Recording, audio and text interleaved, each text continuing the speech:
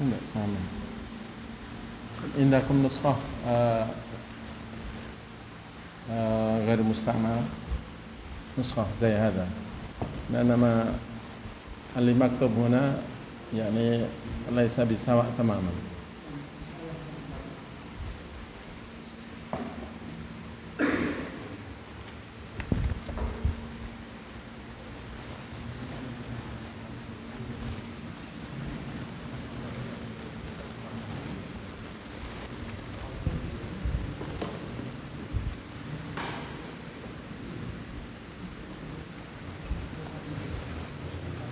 Assalamualaikum.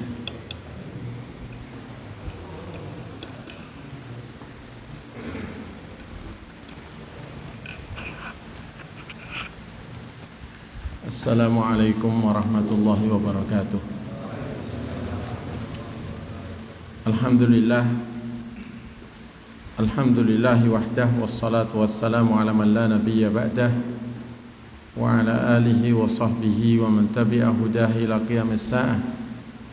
Wa ashhadu an la ilaha illallah wahdahu la syarika lah wa ashhadu anna sayyidana Muhammadan abduhu wa rasuluh.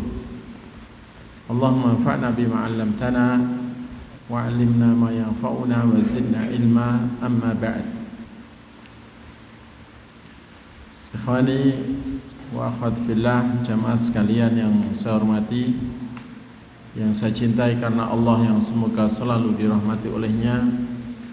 Alhamdulillah, segala puji bagi Allah Ta'ala yang masih memberikan curahan nikmat dan kebaikannya kepada kita, termasuk nikmat terbesar yang hanya Allah berikan kepada hamba-hamba yang Dia pilih, yakni nikmat hidayah kepada Islam, kepada tauhid dan sunnah, dan juga nikmat kesempatan, kemauan dan kemampuan untuk berusaha menambah pengetahuan tentang agamanya demi mendapatkan ilmu yang bermanfaat, ilmu yang dengannya kita bisa membangun keyakinan yang benar, baik berkaitan dengan Allah atau berkaitan dengan semua hal-hal gaib yang diberitakan Allah dan Rasulnya, dan juga tentang agama ini secara umum, dan juga agar kita bisa beribadah kepada Allah Ta'ala dengan ibadah yang benar dan ibadah yang ikhlas, sehingga dengan benarnya ibadah disertai keikhlasan di dalamnya, diharapkan ibadah kita menjadi ibadah yang diterima di sisi Allah Ta'ala, membuahkan pahala yang besar, yang dengan itu kita bisa mendapatkan ridha Allah dan kasih sayangnya yang khusus untuk hamba-hamba yang beriman. Dan kita harus tahu bahwa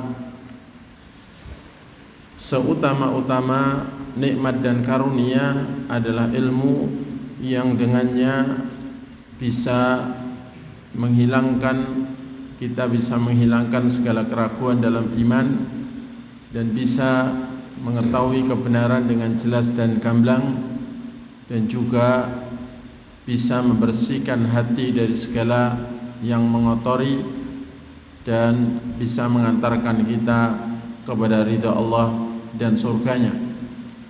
Ilmu berkaitan dengan itu semua, itu adalah sebaik-baik nikmat dan semulia-mulia karunia yang Allah berikan kepada hamba-hamba yang Dia pilih, dan semoga kita termasuk hamba yang dipilih untuk mendapatkan karunia terbaik itu, dan semoga ilmu yang Allah berikan menjadi ilmu yang manfaat hingga datangnya ajal menjemput, sehingga kita termasuk hamba yang tidak merugi dalam hidup.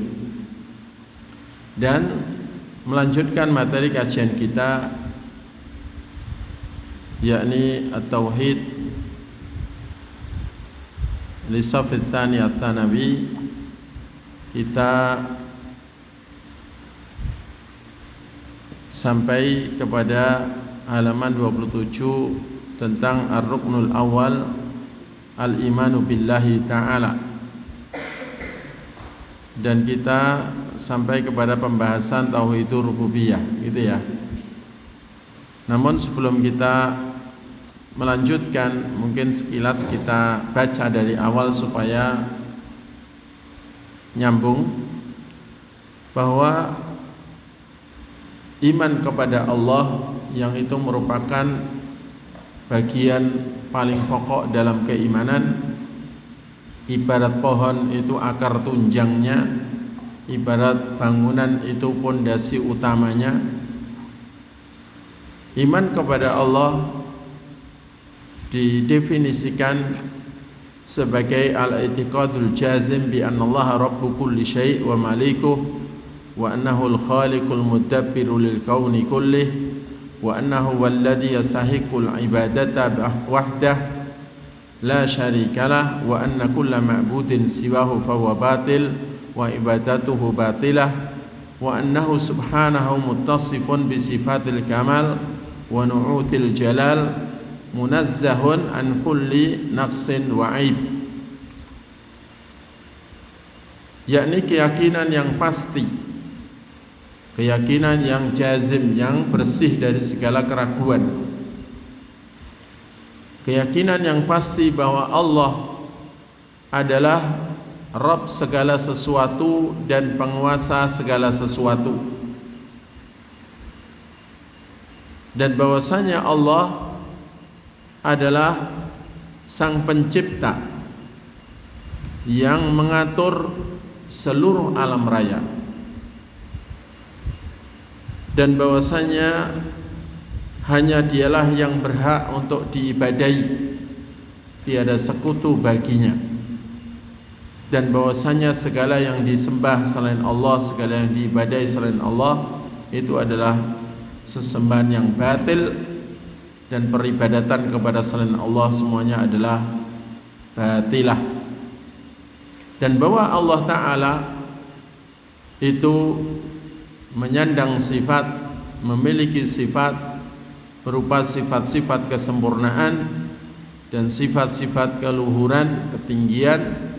Dia maha suci dari segala sifat tidak sempurna dan dari segala sifat celak. Dari definisi ini kita tahu bahwa iman kepada Allah itu mencakup pertama iman adanya Allah. Yang kedua iman kepada rububiyah Allah, bahwasanya yakni keesaan Allah dalam rububiyah. Rububiyah artinya semua perbuatan ketuhanan. Yang perbuatan ketuhanan itu adalah mencipta. Mencipta itu adalah artinya mewujudkan dari tidak ada menjadi ada, bukan sekedar merubah bentuk. Kalau merubah bentuk dari beras menjadi tepung, dari tepung menjadi rempeyek, atau dari gandum menjadi tepung, terigu dari terigu menjadi roti, maka itu bukan kategori mencipta. Adapun yang mencipta dari tidak ada menjadi ada, itu hanya Allah yang melakukannya, hanya Allah yang bisa. Maka tiada pencipta selain Allah. Dan bahwasanya Allah lah sang pengatur apapun di alam raya ini, mengatur bentuk semua ciptaan, mengatur jumlah semua ciptaan, mengatur nasib setiap ciptaan, mengatur ajal setiap makhluk, mengatur datangnya musibah atau hilangnya, mengatur rezeki setiap makhluk, mengatur segalanya di alam raya, bahkan mengatur musim, mengatur cuaca, mengatur kemana angin berhembus, mengatur hujan, mengatur segalanya. Maka hanya Allah yang mengatur termasuk yang menentukan bentuk setiap ciptaan, rupa setiap hamba, bahkan yang mengatur dan menentukan sidik jari setiap manusia, di mana dari zaman Nabi Adam sampai hari kiamat tidak ada yang sidik jarinya sama. Semuanya itu Allah yang mengatur, dan Allah tidak pernah lupa dengan apa yang sudah Dia cipta dan mencipta segalanya berdasarkan ilmu yang sempurna. Dan juga Allah yang menguasai secara hakiki, bukan hanya seperti makhluk yang disebut penguasa itu hanya nisbi, hanya sebutan saja yang hakikatnya tidak berkuasa. Jadi mengesahkan Allah dalam rububiyah, dalam perbuatan ketuhanan semuanya, termasuk menguasai manfaat dan mudarat. Kemudian iman kepada Allah juga mencakup keimanan kepada keesaan Allah dalam uluhiyah, yakni dalam ubudiyah, dalam hak untuk disembah,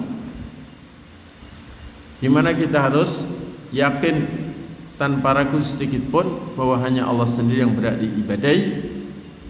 Maka siapapun selain Allah dan apapun selain Allah, setinggi apapun kedudukan selain Allah itu, walau seorang malaikat yang termulia seperti malaikat Jibril atau Ruhul Kudus, ataupun nabi yang paling mulia, Nabi kita Muhammad sallallahu alaihi wasallam, wali paling mulia, ya, semuanya tidak berhak untuk diibadahi, tidak ada yang benar untuk disembah. Hanya Allah yang berhak diibadahi. Kemudian dari situ semua ibadah zahir maupun batin tidak boleh ada yang ditujukan kepada selain Allah. Itu bagian dari iman kepada Allah. Kemudian dari definisi tadi juga disebutkan bahwa di antara bagian dari iman kepada Allah Ta'ala adalah iman kepada semua nama dan sifat Dia, dan bahwasanya Allah Ta'ala seluruh sifatnya adalah sempurna, pada puncak kesempurnaan, tidak ada lagi tingkatan kesempurnaan di atasnya. Sehingga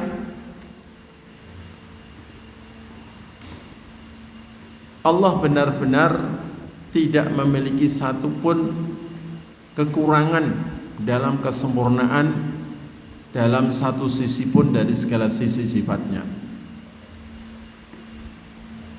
Dan seluruh nama Allah adalah husna, nama terbaik, karena mengandung makna yang menunjukkan sifat terbaik dan paling sempurna dalam kebaikan.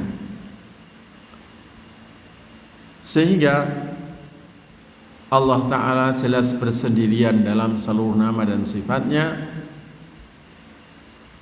Maka barang siapa yang memberi nama selain Allah dengan nama Allah dengan maksud mensifatinya atau melabelkan sebagian sifat Allah kepada seorang makhluk, maka sungguh telah menyekutukan Allah, telah terjumus pada syirik dalam asma dan sifat, dan berarti dia belum mengimani Allah Ta'ala dengan benar. Maka dari situ tidaklah sempurna iman kepada Allah, iman hamba kepada Allah, kecuali dengan mengimani 4 perkara tadi. Iman adanya Allah, dan iman kepada wujudnya Allah, bahwa Allah ada, benar-benar ada, dan benar-benar ada wujudnya meskipun wujudnya masih gaib, dan nanti akan bisa dilihat oleh ahli surga dari surga. Kemudian iman kepada tauhid rububiyah, yakni keesaan Allah dalam semua perbuatan ketuhanan. Iman kepada tauhid uluhiyah, bahwasanya hanya Allah yang berhak disembah, diibadahi dengan segala ibadah zahir maupun batin, dan hanya Allah pemilik asmaul husna dan as-sifatul ulya. Hanya Allah pemilik nama-nama terbaik dan sifat-sifat tertinggi. Tiada sekutu baginya dalam itu semua. Karena siapa menyekutukan Allah dalam salah satu dari 3 hal tadi, maka berarti telah membatalkan keimanannya kepada Allah Ta'ala. Karena itu dijelaskan berikutnya tentang tauhid rububiyah, uluhiyah, asma wa sifat. Dari situ kita tahu orang yang meremehkan ilmu tentang tauhid rububiyah, uluhiyah maupun asma wa sifat, berarti orang itu tidak paham kedudukan rukun iman pertama dalam agama Allah ini. Dan orang yang tidak paham kedudukan rukun iman pertama, pertanda dia tidak mengerti akidah Islam itu apa dan bagaimana. Karena materi utama akidah Islam adalah rukun iman yang 6. Dan rukun iman yang 6 paling pokoknya adalah rukun iman yang pertama, di mana walau memiliki amal kebaikan sebanyak apapun, kalau rukun iman pertama tidak ikut mendasarinya, maka sia-sialah semua amalnya di akhiratnya. Walau mungkin di dunianya ada manfaatnya, tapi di akhirat tidak akan bermanfaat bagi pelakunya. Karena syarat pelaku amal soleh untuk bisa mendapatkan manfaat amal solehnya adalah mukmin. Sementara orang yang tidak beriman kepada Allah adalah bukan mukmin. Man amila salihan min dzakarin aw untha wa huwa mu'min falanuhyiyannahu hayatan thayyibah wa lanajziyannahum ajrahum bi ahsani ma kanu ya'malun. Baik. Wa hadha huwa at-tauhid bi anwa'ihi thalatha. Pertama.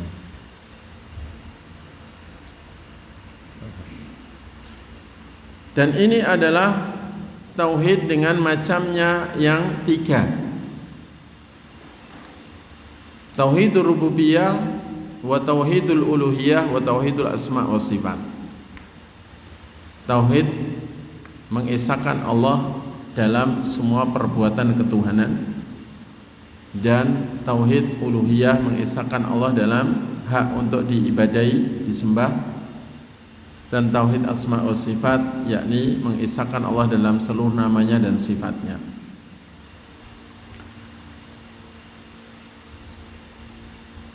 Perlu diketahui dulunya, sebelum ada penyimpangan-penyimpangan dalam bab asma dan sifat, banyak ulama membagi tauhid itu menjadi 2. Maksudnya 2 jenis pembahasan atau 2 jenis pengelompokan,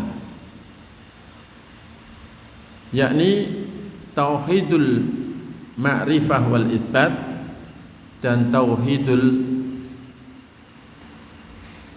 qasdi wat talab.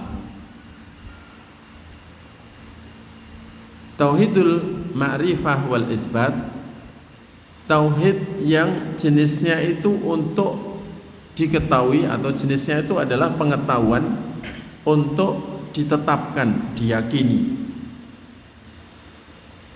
Sementara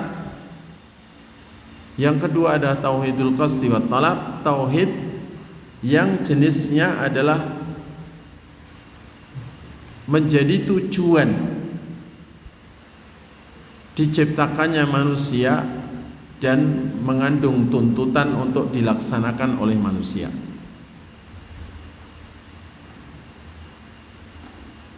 Tauhidul ma'rifah wal itsbat itu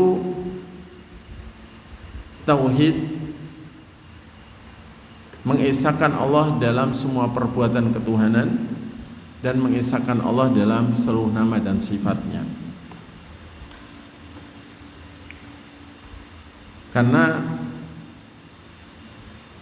itu wujudnya tauhid ini berupa pengetahuan untuk kita yakini, untuk kita tetapkan dan kita yakini. Adapun tauhid yang jenis tujuan dan tuntutan itu adalah tauhid ibadah, tauhid ubudiyah atau tauhid uluhiyah. mengesahkan Allah dalam hak untuk diibadahi, itu artinya tauhid uluhiyah, atau tauhid ubudiyah itu artinya mengesahkan Allah dalam kita beribadah kepada Allah, yakni memurnikan semua ibadah hanya kepada Allah.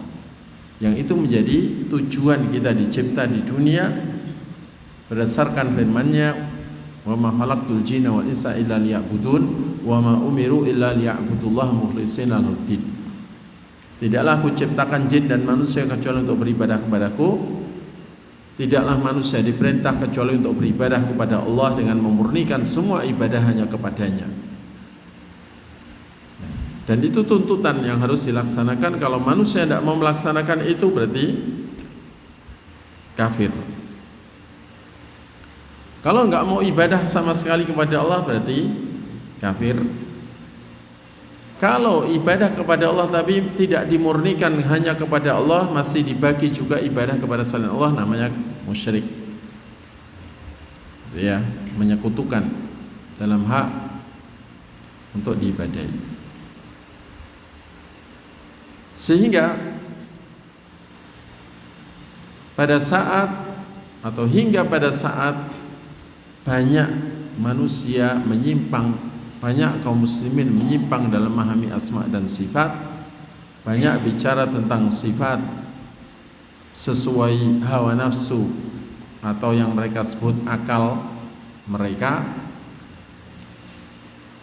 akhirnya banyak penyimpangan pemahaman dalam memahami, sehingga banyak orang yang bersikap tidak beradab kepada Allah, seenaknya menghakimi Allah dalam asma dan sifat, sehingga seenaknya nyortir sifat-sifat Allah Ta'ala dengan mengatakan ini yang layak bagi Allah, kalau ini tidak layak dan sebagainya. Sehingga banyak sikap yang salah dalam mensikapi ayat-ayat dan hadis-hadis yang menyebutkan sifat-sifat Allah. Akhirnya para ulama menyendirikan pembahasan tauhid dalam asma wa sifat itu dalam pembahasan tersendiri. Maka akhirnya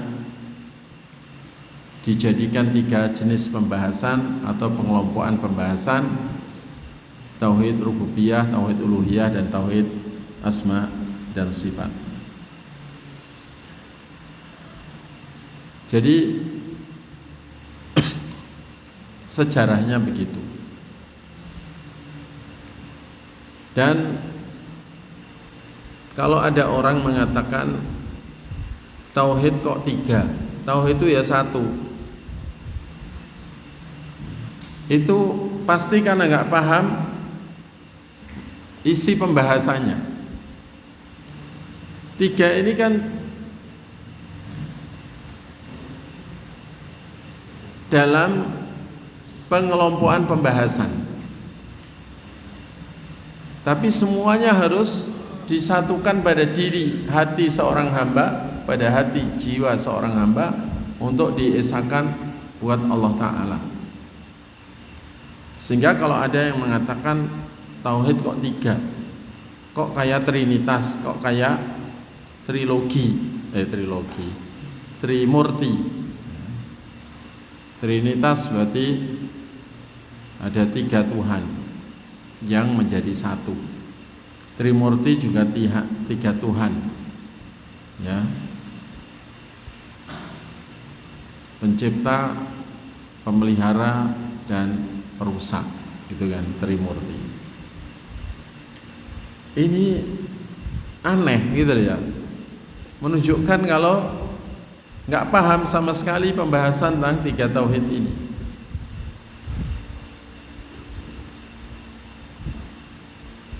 Itu sama dengan menyamakan antara langit dan bumi, menyerupakan antara langit dengan bumi, atau menyerupakan antara 2 yang jelas-jelas bertentangan, dan itu adalah menunjukkan ketidakfahaman. Trimurti meyakini pencipta itu ada sendiri, atau perbuatan ketuhanan berupa mencipta itu perbuatan Brahma. Perbuatan memelihara dan mengatur itu perbuatan Wisnu. Perbuatan memberi mudarat, memberi musibah, memberi atau mematikan itu perbuatannya Siwa. Sehingga yang harusnya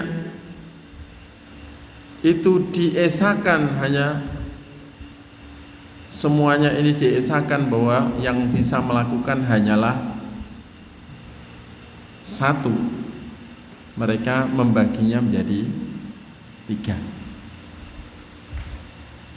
Nah, tauhid itu malah justru semuanya ini hanya Allah, meyakini semuanya ini hanya Allah yang bisa melakukan, baik mencipta, menguasai dan mengatur dan memelihara, maupun ya, yang bisa membuat kematian, mendatangkan musibah, itu hanya Allah sendiri. Tiada sekutu baginya dalam perbuatan-perbuatan ketuhanan itu. Kan jelas berlawanan kan begitu kan, antara Trimurti dengan tauhid dalam Islam. Kok dianggap sama? Ini kan yang menyamakan jelas ya nggak paham. Apakah pura-pura tidak paham? Yang penting menyalahkan, atau memang tidak paham karena mungkin tidak mau baca, tidak mau mengerti, atau mungkin pernah baca tapi ya Allah menutup kefahamannya sehingga tidak paham. Karena menyamakan dua yang bertentangan, dua hal yang berbeda, itu ya hanya dilakukan oleh orang-orang yang tidak berakal.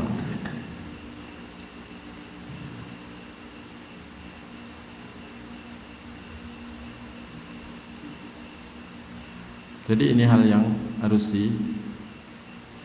difahami. Sekarang kita bahas lebih rinci tentang tauhid rububiyah. Yang 3 tauhid tidak boleh ditinggalkan walau salah satunya. Seorang tidak disebut bertauhid kecuali mengesahkan Allah dalam 3-tiganya. Jadi bukan dibagi dalam pembahasan berarti untuk kita ambil salah satunya saja, enggak.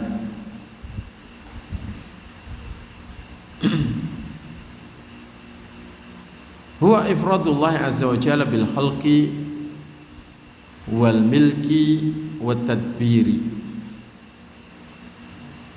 yakni mengesahkan Allah Ta'ala, menyendirikan Allah dalam perbuatan mencipta, menguasai atau memiliki dan mengatur, termasuk memelihara.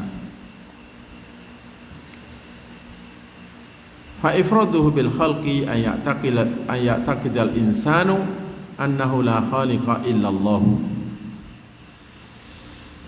Menyendirikan Allah dalam perbuatan mencipta artinya seorang meyakini bahwa tiada pencipta kecuali Allah, tiada pencipta selain Allah. Allah mengatakan ala lahul khalq wal amru, ketahuilah hanya milik Allah perbuatan mencipta dan hak memerintah.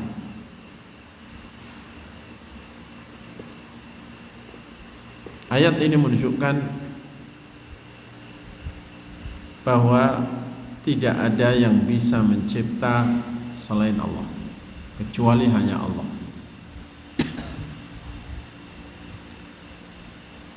Karena itu istilah pencipta itu jangan dilabelkan untuk selainnya.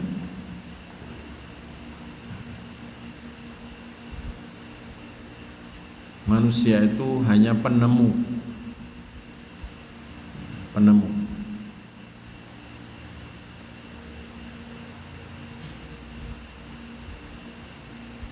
Penemu listrik, penemu lampu pijar, penemu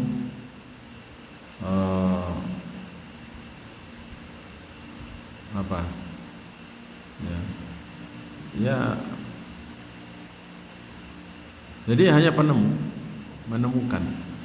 Ternyata magnet kalau diputar itu sekelilingnya memuncul di sekelilingnya itu ada listriknya, dan listrik itu ternyata bisa ditangkap dengan kumparan, kawat kumparan gitu ya. Dan ketika kawat kumparan dialiri listrik, magnet itu muter, sehingga dinamo itu nemunya begitu. Jadi mereka hanya nemu, Allah yang menciptakan.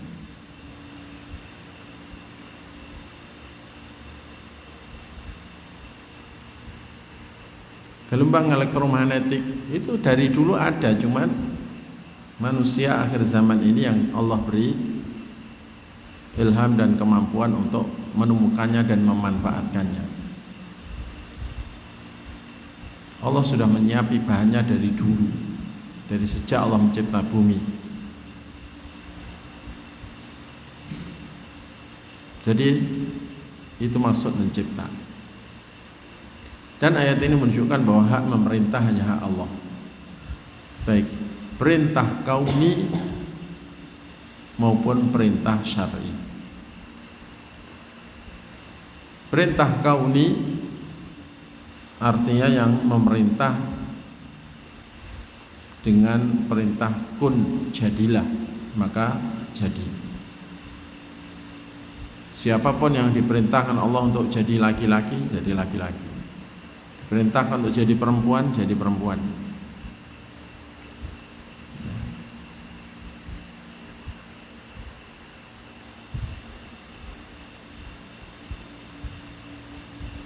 Perintah syar'i itu hak mutlaknya juga milik Allah Ta'ala. Dan apa yang diperintahkan Nabi dalam syariat itu hakikatnya perintah dari Allah. Beliau adalah diperintahkan oleh Allah untuk memerintahkannya, karena beliau hanyalah utusan.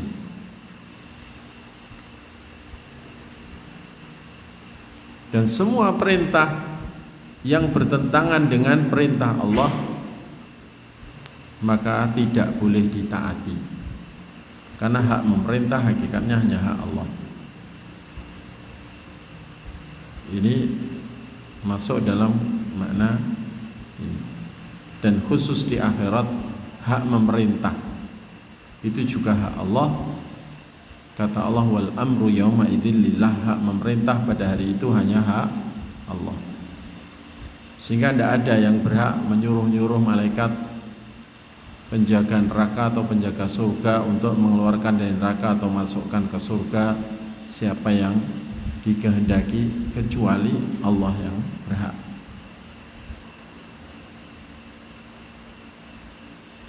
Wa qala ta'ala hal min khaliqin ghairullah yarzuqukum minas sama'i wal ard. Apakah ada pencipta selain Allah yang memberi rizki kalian, baik rizki dari langit ataupun dari bumi, rizki dari atas berupa hujan dan sebagainya, dan juga rizki dari bumi? Jawabannya tentu tidak ada. Tiada pencipta selain Allah, dan tiada pemberi rizki kecuali Allah. Rizki apapun, rizki yang ada pada fisik kita mulai rambut sampai kuku, semuanya pemberian Allah. Semua yang memberi Allah, yang menciptakan Allah. Rizki penglihatan, pendengaran, berfungsinya semua atau fungsinya semua organ, itu rizki dari Allah. Dan arti rizki itu tidak hanya harta. Rizki itu segala hal yang dibutuhkan, kemudian Allah memberikannya, maka itu rizki namanya. segala hajat dohir maupun batin yang Allah berikan, maka itu rezeki. Dan segala hajat dohir ataupun batin hakikatnya yang bisa memberi juga hanya Allah. Karena itu tidak ada pemberi rezeki kecuali Allah. Karena itu meminta rezeki kepada selain Allah itu termasuk kesyirikan.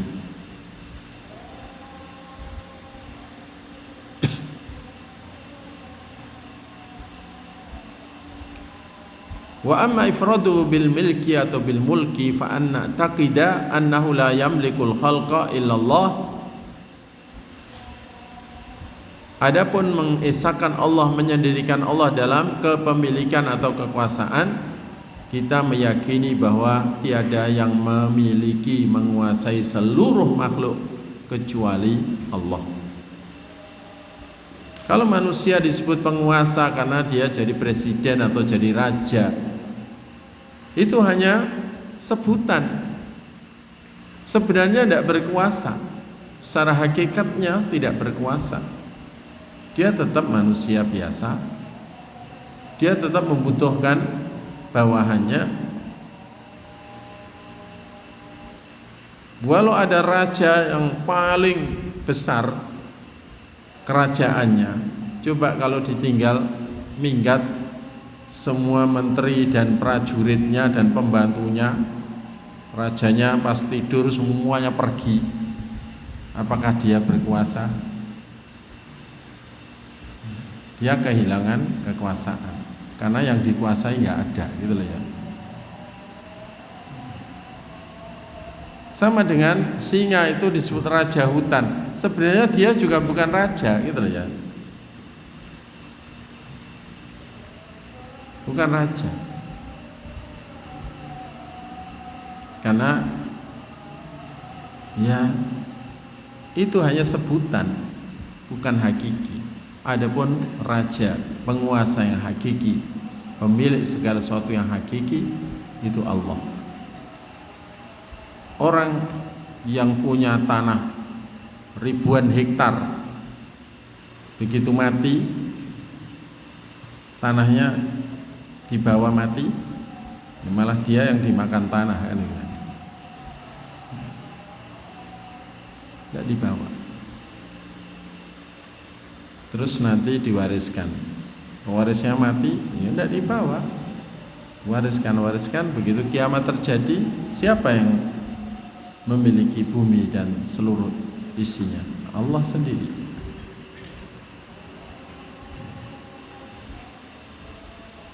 Jadi hakikatnya tidak memiliki, hakikatnya tidak menguasai.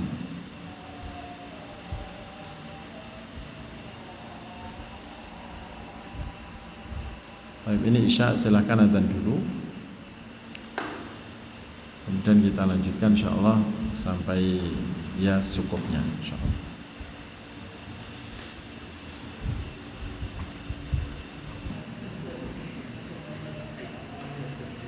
Baik, kita lanjutkan. Kama qala ta'ala, sebagaimana Allah firmankan, walillahi mulkus samawati wal ard, hanya milik Allah kerajaan, kekuasaan terhadap seluruh langit dan bumi. Semua kerajaan langit dan bumi hanya milik Allah. Kekuasaan terhadap seluruh yang ada di langit dan di bumi adalah milik Allah. Dan taqdimul jari wal majrur yufidul hasr, mendahulukan khobar berupa jar majrur ini menunjukkan pembatasan, yakni hanya milik Allah kekuasaan terhadap seluruh langit dan bumi. Dari sini kita tahu betapa sesatnya sebagian orang sufi yang meyakini bahwa kekuasaan langit dan bumi itu Allah serahkan kepada Raja Wali yang disebut Al-Ghaus, Al-Ghausul Akbar, Wali Ghaus yang terbesar.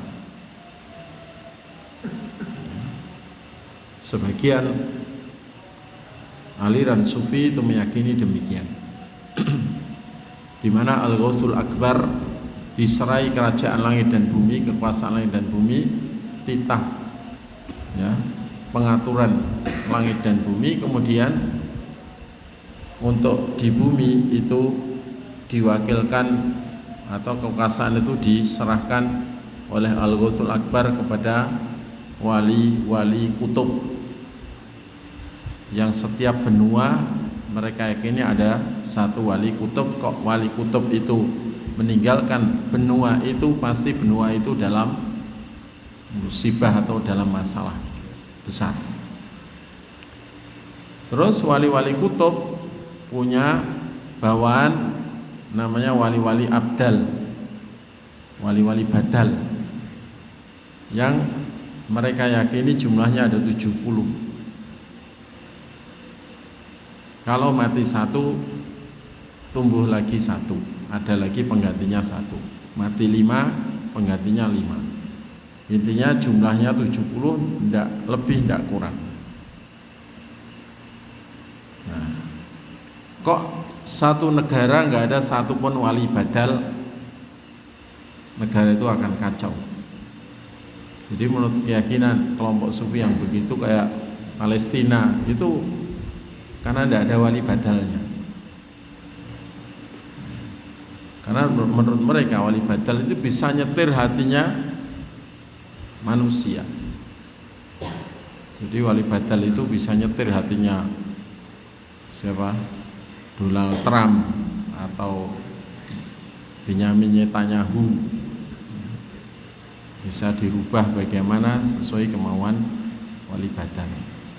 Anehnya, kok wali badal yang 70 bahkan Al-Ghaus kalau memang wali Allah, kasih Allah, tahu kayak begitu kok enggak dirubah aja hatinya, kenapa, kan gitu kan? Ya itu memang bualan mereka. Kemudian juga ada wali yang mereka sebut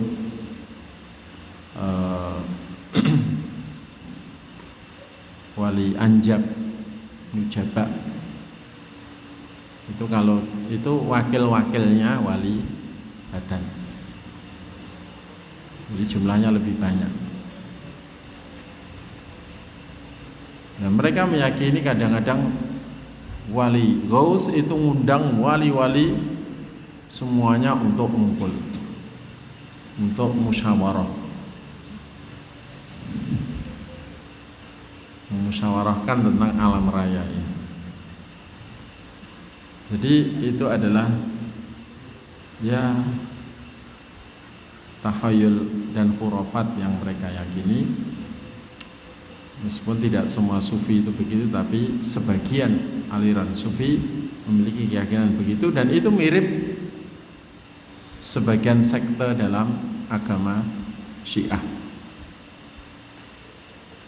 Ya, mereka meyakini ada para imam, kemudian ada wakil-wakilnya yang namanya nuqaba, ya, nuqaba. Dan sebagian orang sufi mengajarkan isti'anah, istighatsah, berdoa, memohon kepada wali-wali itu. Ya. Ada kalimat yang diajarkan, yakni waya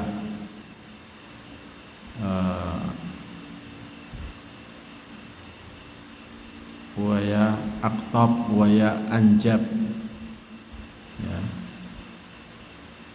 Wahai para wali kutub, wahai para wali mujaba, waya abdal, waya sadat, wahai para wali badal, wahai para sayyid. Maksudnya wali-wali di kalangan keturunan Nabi. Ya.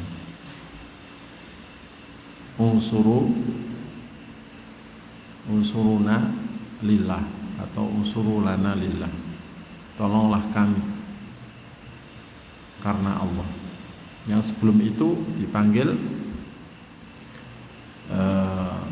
ibadallah rijalallah agituna li ajlillah, wahai para hamba Allah, wahai para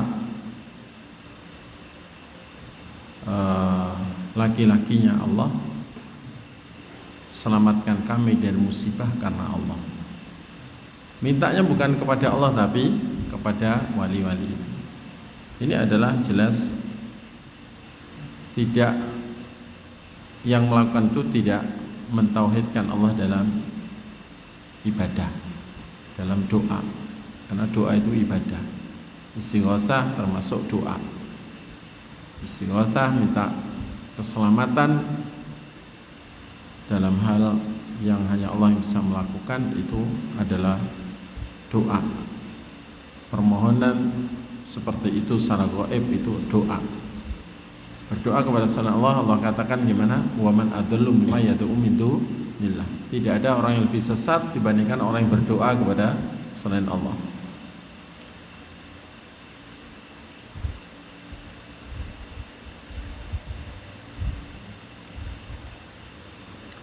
Kemudian wa qala ta'ala kul man biyadihi malakutu kulli syai'. Katakan ya Muhammad, siapa yang hanya di tangannya itu kekuasaan kerajaan segala sesuatu? Ya tentu hanya Allah.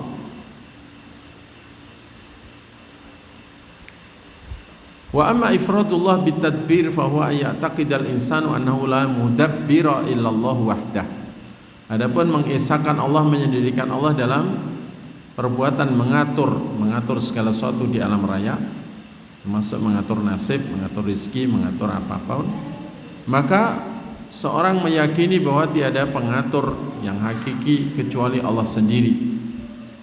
Kama qala ta'ala kul man yarzuqukum minas sama'i wal ard amma yamliku as-sam'a wal absar wa man yukhrijul hayya minal mayyit wa yukhrijul mayyita minal hayy wa man yudabbirul amra fa sayaquluna Allah faqul afala tattaqun. Dalam surah Yunus ayat 31. Katakan hai Muhammad, siapa yang bisa memberi rezeki kalian, baik rezeki dari atas maupun dari bumi? Atau siapakah yang bisa menguasai pendengaran dan penglihatan, atau yang memiliki pendengaran dan penglihatan sehingga bisa memberikannya kepada makhluk? Dan siapakah yang bisa mengeluarkan sesuatu yang hidup dari yang mati? Contohnya apa? Mengeluarkan sesuatu yang hidup dari sesuatu yang mati. Contohnya ayam dari telur. Telur itu kan sebenarnya benda mati, ya enggak? Begitu diangetin, ya, Allah menciptakan ayam di dalam telur itu.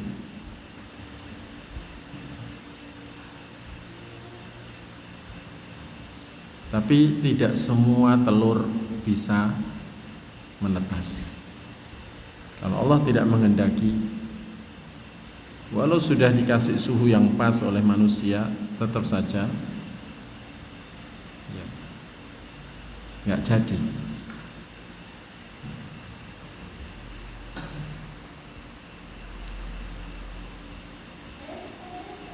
Dan itu untuk menunjukkan bahwa yang berlaku adalah kehendak Allah. Apapun yang hamba kehendaki, kalau Allah nggak menghendaki nggak akan terjadi. Dan yang bisa mencipta hanya Allah.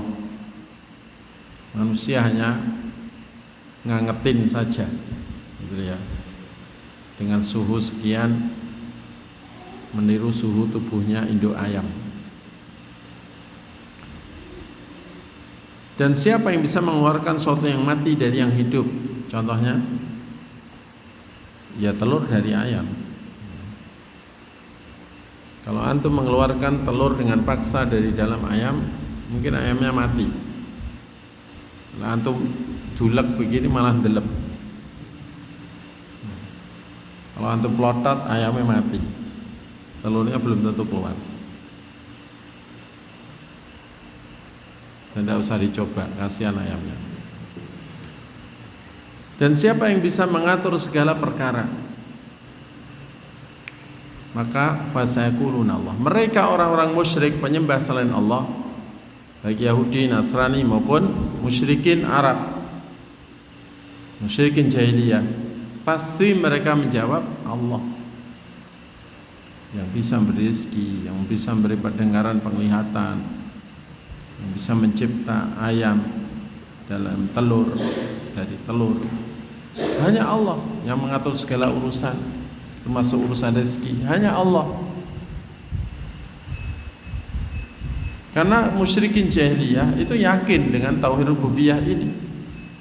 Dan tauhid rububiyah tidak cukup untuk membangun iman. Harus dilengkapi dengan tauhid ibadah. Pemurnian semua ibadah tauhid batin hanya kepada Allah.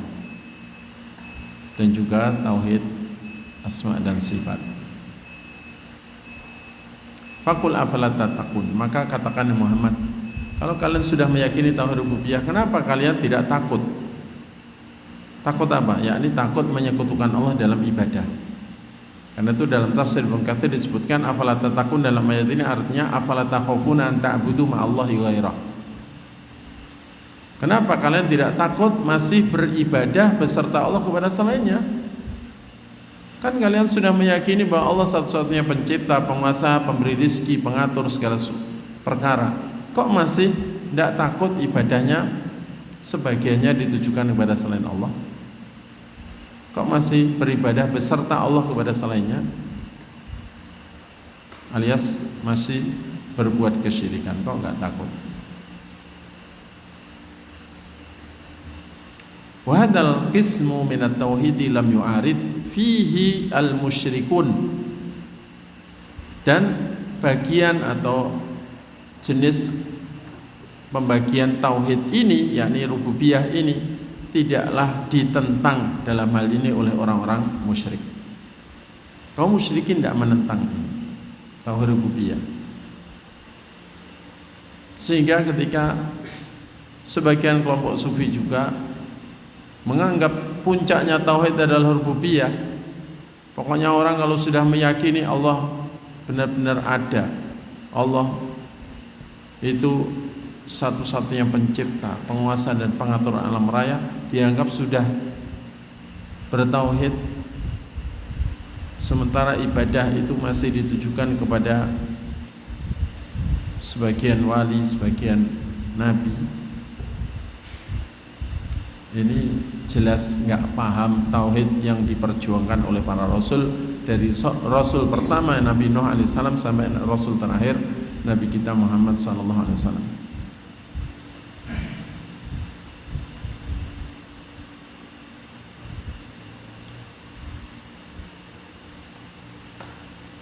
Alladzina bu'itsa fihimur rasulu. Jadi tauhid rububiyah ini tidaklah ditentang oleh kaum musyrikin yang di tengah-tengah mereka telah diutuslah Rasul sallallahu alaihi wasallam. Bal kanu muqirrina bihi. Bahkan kaum musyrikin jahiliyah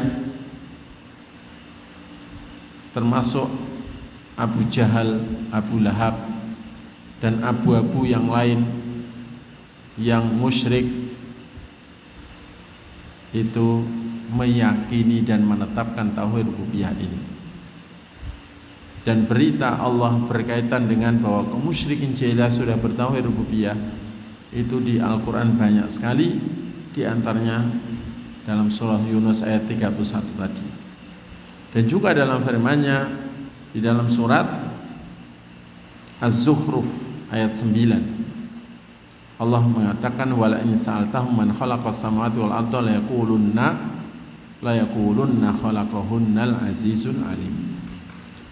Jika kau tanya mereka Muhammad, kaum musyrikin, kau tanya siapa yang telah mencipta seluruh langit dan bumi, pasti mereka menjawab yang telah menciptakan semuanya itu adalah Allah yang maha perkasa lagi maha berilmu, maha perkasa lagi maha mengetahui. Karena mereka yakin itu. Sementara banyak kaum muslimin menganggap musyrikin jahiliyah itu dianggap musyrik kafir karena tidak percaya adanya Allah. Kebanyakan kan begitu ya enggak? Nah, padahal musyrikin jahiliyah sejak Nabi kita belum lahir mereka itu yakin betul Allah ada. Bahkan ketika Raja Abroha ketika tahun gajah itu ya hendak menghancurkan Ka'bah untuk dipindah ke Yaman, untuk dibangun di dalam gereja yang besar yang dibangun oleh Abroha di Yaman. Yaman saat itu mayoritas penduduknya adalah Nasrani. Karena Abroha iri, sudah dibangunkan gereja besar megah, kenapa kok sepi pengunjung? Kok bangsa Arab tidak mau mengunjungi? Kok tetap saja bangsa Arab berbondong-bondong ke Ka'bah? Udah Ka'bahnya dipindah saja. Maka kaum musyrikin jahiliyah dengan pimpinan saat itu Abdul Muthalib, penduduk Makkah yang mereka musyrik,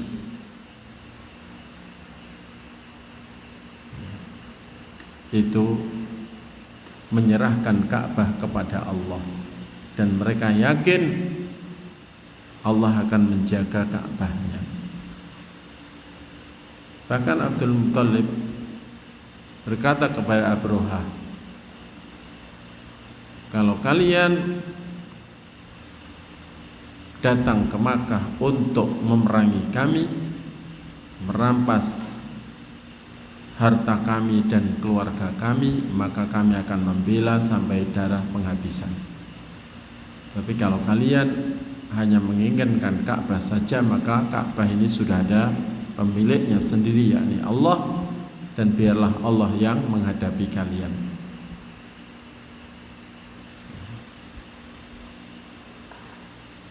Kemudian Abdul Muthalib melantunkan bait-bait syair yang isinya menyerahkan Ka'bah kepada Allah, meskipun mereka saking cintanya kepada Ka'bah, mereka naruh harta yang berharga di sekeliling Ka'bah dan juga onta, ternak dan sebagainya yang mereka miliki, intinya ditaruh di sekeliling Ka'bah dengan harapan pasukan Abroha melihat harta itu, daripada membawa batu Ka'bah mending bawa harta.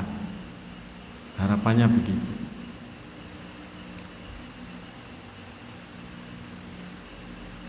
Bangsa Arab sejak Nabi belum lahir itu setiap tahun haji. Hajinya talbiyah juga labbaik Allahumma labbaik, kupeni panggilanmu ya Allah, kupeni panggilanmu. Ya saja musyrikin dahulu talbiyahnya labbaik Allahumma labbaik, labbaik la syarika laka illa syarikan huwa laka wa malak. Kupeni panggilanmu ya Allah, kupeni panggilanmu, tiada sekutu bagimu kecuali sekutu yang menjadi milikmu, sekaligus apa yang dimiliki sekutu itu juga milikmu. Itu talbiyahnya kaum musyrikin jahiliyah. Jadi jangan dikira Abu Jahal, Abu Lahab itu belum haji. Berkali-kali haji, cuman tidak mau dipanggil Pak Haji gitu loh ya. Karena haji itu bagi mereka biasa. Jadi kalau orang bilang bahwa kaum musyrikin jahiliyah kafir karena tidak beriman adanya Allah, itu salah besar. Tidak pernah baca sejarah dan tidak paham ayat-ayat Quran yang menjelaskan bahwa mereka sudah meyakini tiada pencipta, penguasa dan pengatur alam raya dan pemberi rezeki kecuali Allah. Walam yungkirhu ahadun ma'lumun min bani Adam illa ma kana min Fir'auna fa innahu ankarahu mukabaratan. Dan tidak ada sebenarnya seorang pun yang bisa mengingkari rububiyah Allah, keesaan Allah dalam rububiyah, yang itu diketahui dari kalangan keturunan Adam, yakni manusia, kecuali dari Fir'aun.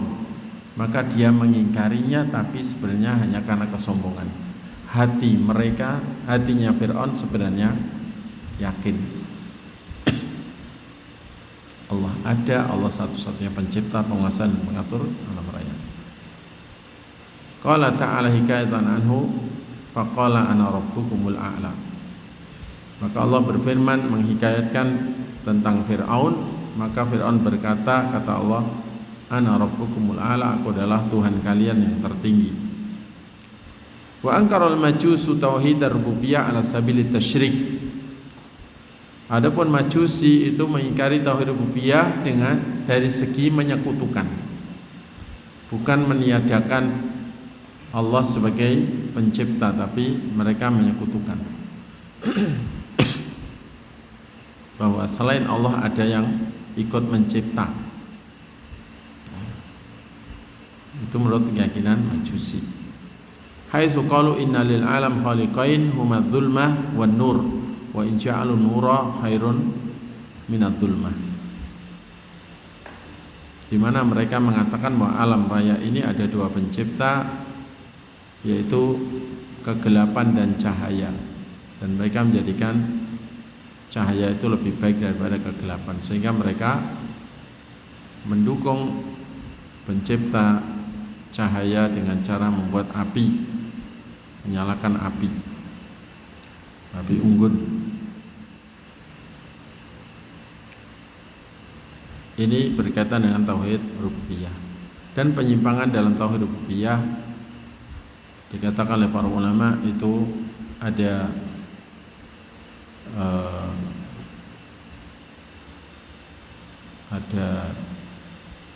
dua, yakni ingkar dan tasyrik. Mengingkari ini seperti orang ateis, tapi sebenarnya hati kecil mereka itu tidak bisa mengingkari. Karena itu di negeri komunis yang ateis, yang mereka ini secara lisan mengatakan tiada Tuhan, ketika ada gempa besar atau ketika ada musibah menimpa, mereka ini ya spontan tanpa mereka sadari lisan mereka ya, memanggil nama Tuhan. Minimal mereka mengatakan oh my God begitu. Tuhanku, Tuhanku. Minimal begitu.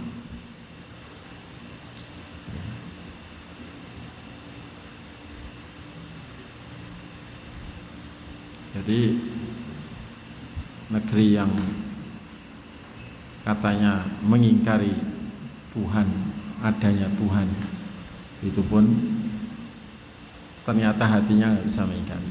Karena itu Fir'aun dan pengikutnya Allah katakan wajahadu biha wastaqanatha anfusuhum dzulma wa uluwa. Fir'aun dan pengikutnya mengingkari ayat-ayat Allah yang dibawa Nabi Musa. Wastaqanatha anfusuhum, padahal jiwa mereka sebenarnya meyakininya, tapi lisannya mengingkari. Kenapa? Karena dzulman wa uluwa, karena ingin mempertahankan kedzaliman mereka terhadap Bani Israel.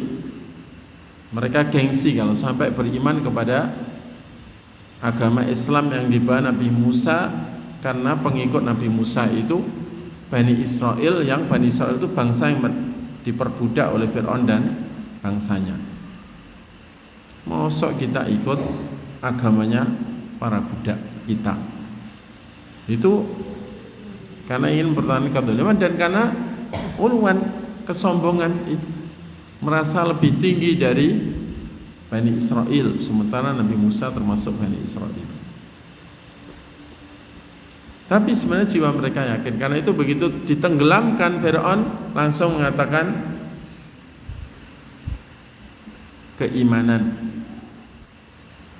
bersyahadat la ilaha illallah, ya. Amantu annahu la ilaha illa amantu gimana?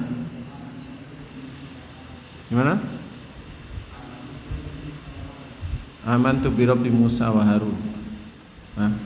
Enggak, yang la ilaha illalladzi amanat bihi banu Israil.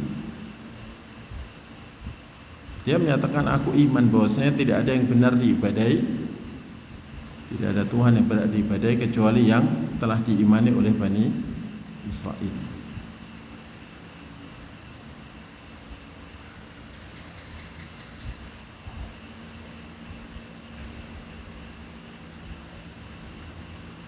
wa ana minal muslimin. Kemudian al-an, apakah baru sekarang kamu bersaksi begitu? Sementara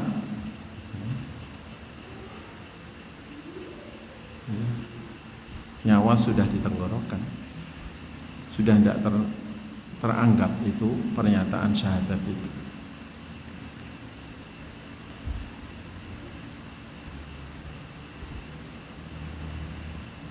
Al-an waqad asaita qablu, apakah baru sekarang sementara kamu telah menentang sebelum ini?